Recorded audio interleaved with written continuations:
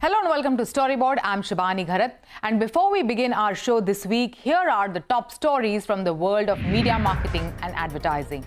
The global advertising industry is in the middle of a churn. Consolidations, acquisitions, mergers, and now the big push for AI-led efficiency are reshaping the business.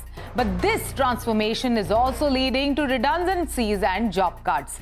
Here in India, WPP-owned Ogilvy has let go of about 30 to 40 employees. Sources told Storyboard18's Imran Fazal that shrinking client budgets in categories like FMCG, consumer tech and lifestyle, coupled with pressure to adopt AI-driven operations, are forcing agencies to trim teams.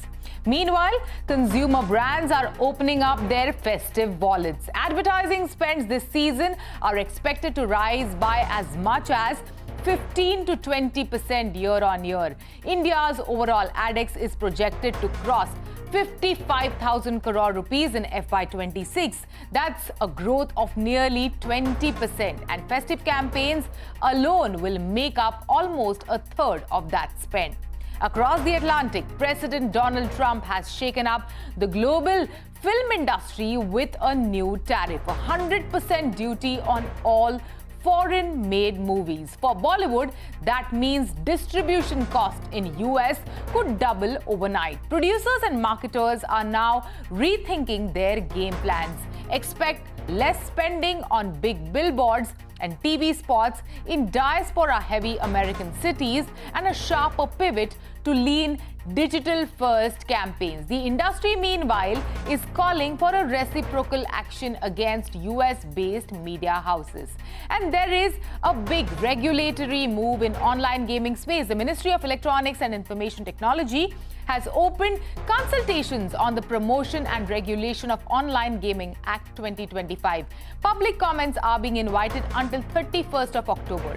Under the new framework, the Ministry of Information and Broadcasting will regulate and promote online social games. A newly established Online Gaming Authority of India will oversee the wider sector. The Act also introduces a 5-year certification regime for esports and social games, making registration, compliance, user safety mandatory and an attempt to bring accountability to one of India's fastest growing digital ecosystem.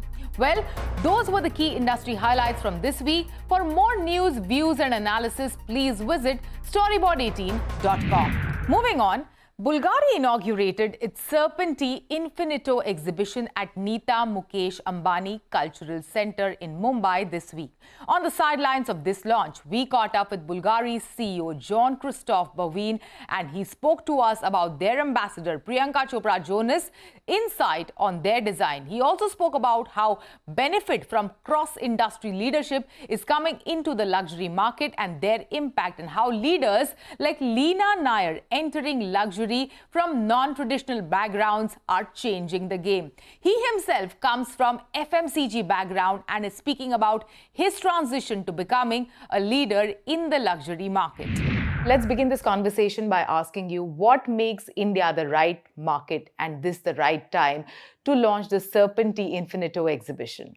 Well, first, India is a country which is very famous culturally and historically for its worshipping of snakes, Naga in Indian. Yes. And therefore, it's a country where the relevance of this symbol is particularly developed and liked. So, of course, being Bulgari with as key icon the snake, so the Naga as well, we were obviously obliged to meet and to introduce, the snake, the Naga, according to Bulgari and according to jeweler, without forgetting that the Naga has been also an artistic expression, and it's still nowadays a source of inspiration for many artists. And therefore, we decided with the Ambani family to organize the first ever luxury exhibition in India on a large scale, which would really create a dialogue between the East and the West, between the snake as a symbol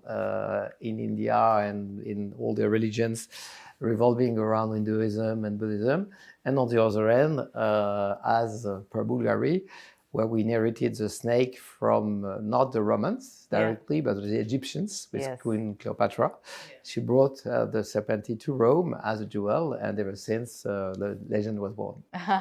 Amazing. And also, since we are meeting in the country, if you can speak about India's influence on the luxury market worldwide. What are you seeing? What is the kind of influence that India has on the luxury market today? Well, first, I mean, the Bulgari family has ever been fascinated by India, and even in times where it took 24 hours flights, to come to India, the Bulgari brothers used to come in India because of the artistic inspiration first. Secondly, the mastering of India when it comes to crafting extraordinary gems, it's famous. We even recently had a docu-film on Amazon Prime with Priyanka Chopra, acting in that docu-film, where everything is between Jaipur and Delhi, and then Italy, of course, where we see, from a rough, the birth of an extraordinary emerald, which will end up at the Venice Film Festival. And this says long about, how India is pivotal to the world gemology and jewelry. As a country with, an unrivaled knowledge on how to find, the best rough, not from India necessarily, but from all over the world. And then to extract from those rough, the best you can imagine to create an extraordinary jewel. And therefore, for that reason, the Bulgari brothers came to the country, but not only for the gems, but also to get some inspiration. And recently, 15 years ago, we even got inspired by the tiles of the Jaipur houses, which are very specific in shape. And we derived a collection called Takti, which was really a new cut for Bulgari. We never had that cut, and it didn't exist in India, but the Takti cut was literally, reproducing the tiles of Jaipur as a cut.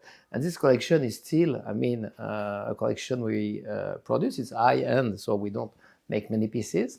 So we still have today in our collection something which is directly coming from India, from a recent inspiration. And how do celebrities like Priyanka Chopra help shape Bulgari's image, global image, and also, how do they impact the consumers in, let's say, a market like India? Priyanka is primarily a lady, very knowledgeable about jewelry, very, very smart about understanding a brand like Bulgari, and at the same time, also very sensitive about those symbols which are important to Indian people. And Priyanka has been the main force driving us to create 2 pieces or 3 pieces of jewelry, 2 Mangal Sutra and 1 Kada.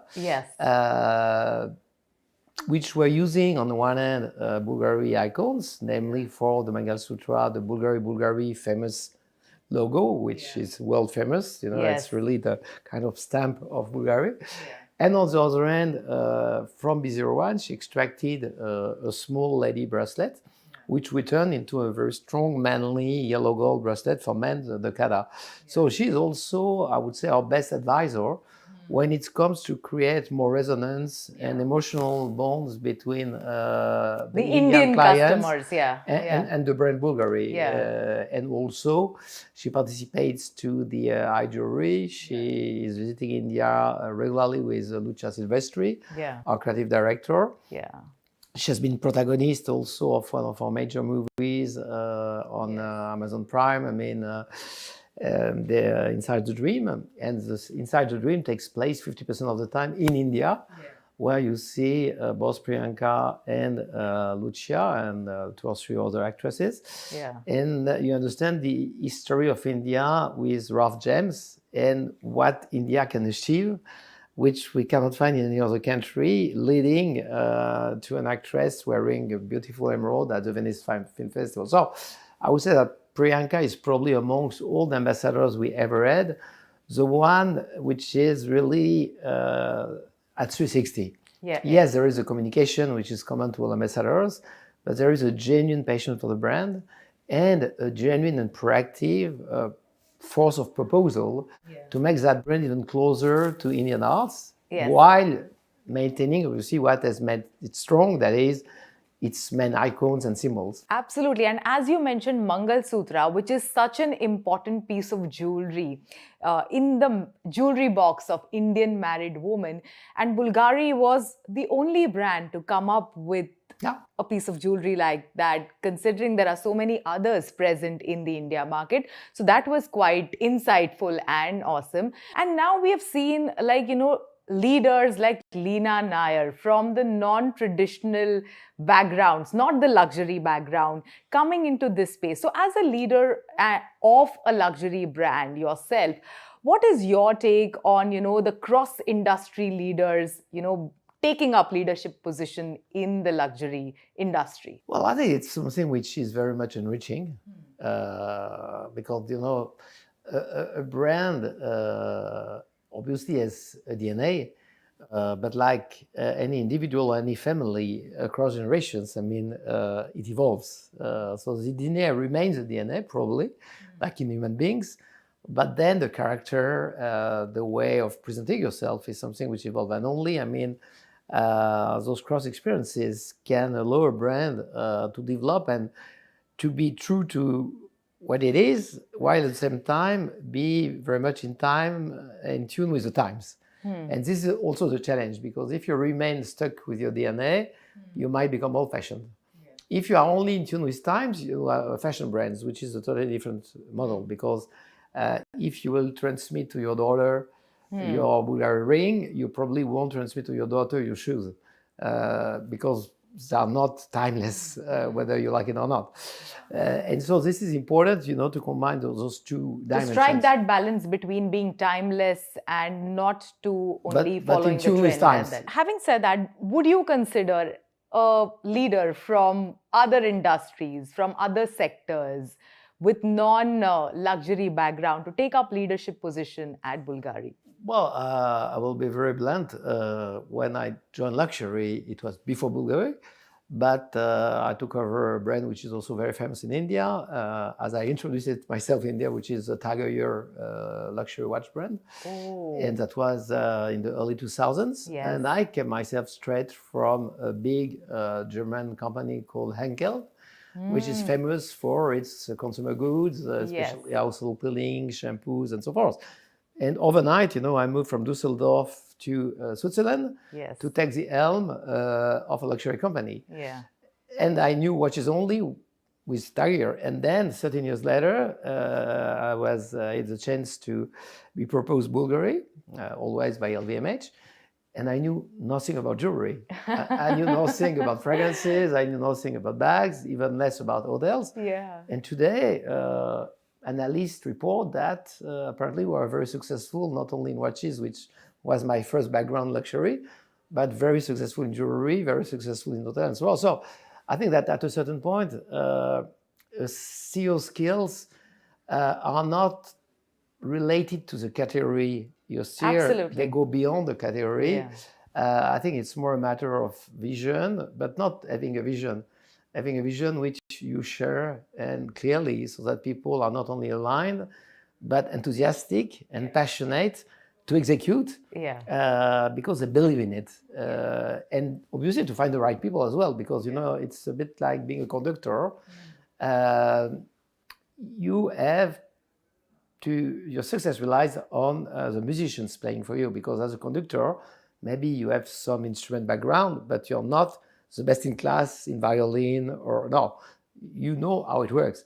And you have to put together a group and aggregate that group behind your own pace and tempo, because each conductor for the same symphony has a different tempo, which makes some more attractive than others. But you should never forget that you are primarily a conductor. And we work with Lorenzo Viotti and Beatrice Venezzi, which are two very young conductors. She is Italian, he is Swiss, even though the name suggests Italian as well. And I had long talks with Beatrice, she's a very good friend of mine. And she said, Jean-Christophe, one of our challenges is that one evening we conduct in Milano or in Roma with an orchestra, but the next day I'm in Taormina, because she's the director of the orchestra of Taormina, and I have a few hours to align 120 musicians to a symphony or a concerto, which we never played together. And so you need to have this kind of power of alignment, power of, I would say, contagious energy, so that that group, which never ever played, conducted by you, will immediately try to deliver its best, even though they hardly know you. And this is a challenge of conductors, which we hardly believe, because we know, okay, this conductor is from the Berlin Philharmonic Orchestra. Yes, it's true. But very often, he or she conducts a totally different orchestra we never played, and it has to be superlative as well. And this is a bit what is expected from a CEO. Whatever you conduct, you should do it rallying the people. We will eventually be the artifacts of the success. Thank you so much. Thanks.